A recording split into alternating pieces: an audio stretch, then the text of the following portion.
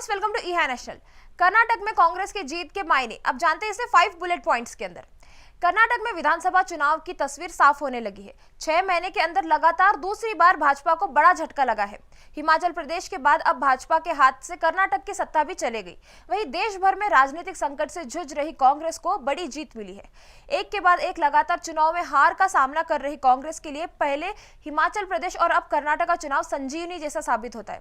अब जानते हैं कैसे जीत हुई कांग्रेस की। चलिए ये 5 बुलेट्स पॉइंट को हम शुरू करते हैं।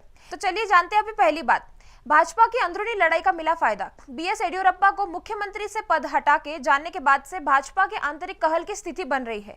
पार्टी के अंदर ही कई तरह के गुट बन गए। चुनाव के वक्त टिकट बंटवारे से भी नेता की नाराजगी हुई और बागी हो गए। इसका फायदा कांग्रेस ने उठाया। कांग्रेस ने भाजपा के बागियों को अपने साथ कर लिया। चुनाव में इस पार्टी को बहुत इसका फायदा मिला। अब जानते हैं दूसरी बात, आरक्षण का वादा दे गया फायदा।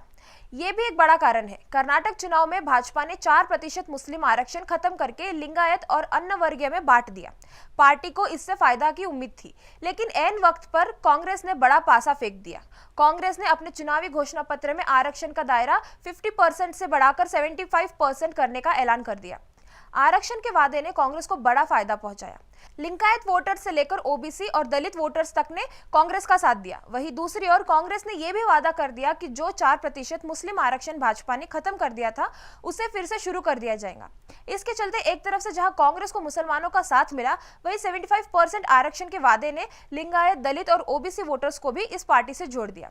अब जानते हैं तीसरी बात, खरगे का अध्यक्ष बनना। ये भावनात्मक तौर पर कांग्रेस को फायदा दे गया। कांग्रेस के चुनाव से पहले मल्लिकार्जुन खरगे को पार्टी का राष्ट्रीय अध्यक्ष बना दिया गया। खरगे कर्नाटक के दलित समुदाय से आते हैं। ऐसे में कांग्रेस ने खरगे के जरिए भावनात्मक तौर पर कर्नाटक के लोगों से पार्टी को जोड़ दिया। दलित वोटर्स के बीच भी इसका अच्छा संदेश गया। खरगे ने चुनावी रैलियों से इसका अपना जिक्र किया था। अब जानते हैं चौथा पॉइंट, राहुल गांधी की यात्रा। राहुल गांधी ने कन्याकुमारी से जम्मू कश्मीर तक भारत जोड़ो यात्रा निकाली थी। इस यात्रा का सबसे ज्यादा समय कर्नाटक में बिताया था उन्होंने। ये राहुल गांधी की एक बड़ी रणनीति का हिस्सा रहा। इस यात्रा के जरिए राहुल ने कर्नाटक में कांग्रेस को मजबूत किया, अंदरूनी लड़ाइयों को खत्म किया, सिद्धारमैया और डीके शिवकुमार को एक साथ लेकर आए और इसका फायदा अब चुनाव में देखने को मिला। अब जानते हैं पांचवी बात, भाजपा के मुद्दों पर कांग्रेस के मुद्दे भारी पड़े। कर्नाटक में कांग्रेस ने कई मुद्दों पर भाजपा को पीछे छोड़ दिया, फिर वह भ्रष्टाचार का मुद्दा हो या फिर ध्रुवीकरण का।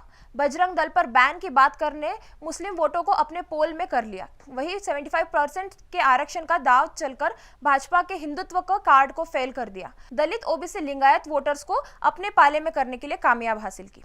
तो ये कुछ वो 5 बड़ी बातें हैं जिसके चलते कांग्रेस ने कर्नाटक में अपनी जीत पाई है। तो ऐसे कुछ अपडेट्स हमेशा देखते रहने के लिए जरूर देखते रहे ईहा नेशनल और हमारे चैनल को सब्सक्राइब करना आप बिल्कुल ना भूलें।